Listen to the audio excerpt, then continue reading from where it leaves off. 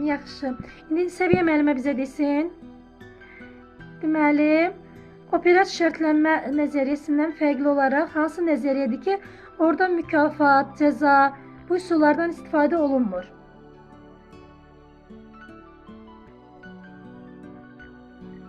Burada müəllimə sosial intizam modelinə aiddir. Bəli, sosial intizam modelinə aiddir. Yaxşı, xanım müəllimə bizə desin.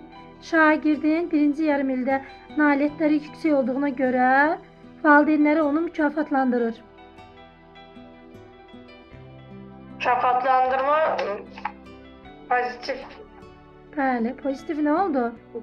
Gücləndirici oldu, doğrudur. Xuraman müəllimə, ev tapşırığını yazmayan şagirdi biz deməli dərsdən sonra saxlayır ki, ev tapşırığını yazsın. Pozitif cəzalandırma. Ay, sağ olun, doğrudur. Günel müəllimə,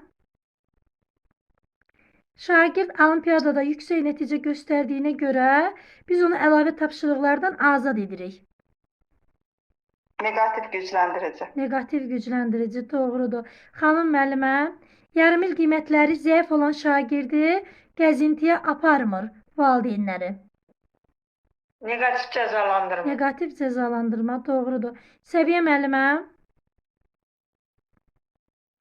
evdə deməli uşaq görür ki, bacısı musiqi dərnəyinə gedir, gözəl rəqs edir. O da çalışır ki, o da musiqiyə getsin, gözəl rəqs eləsin.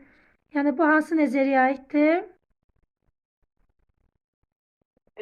Bu sosial öyrənmə nəzəriyyəsinə aiddir. Bir də deyin, səsiz biraz qırıq gəldi, eşidə bilmədim. Sosial öyrənmə nəzəriyyəsinə Sosial aiddir. öyrənmə nəzəriyyəsinə aiddir. Doğrudur.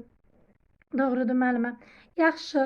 Deməli, hansı nəzəriyyədir ki, elə Səbiyyə müəllimə sizə deyirəm, orada mühit əsas rol oynayır. Şagirdlərin valideynləri, müəllimləri, ətrafındakı insanlar, yoldaşları. Amma digər bir nəzəriyyə var ki, orada mühit yəni rol oynamır. Şagird sadəcə öz ehtiyaclarını ödəyir. Sosial öyrənmə nəzəriyyəsində mühit rol oynayır. Bəli. Amma seçim nəzəriyyəsində məncə mühit rol oynamır. Ay, sağ olun, doğrudur müəllimə.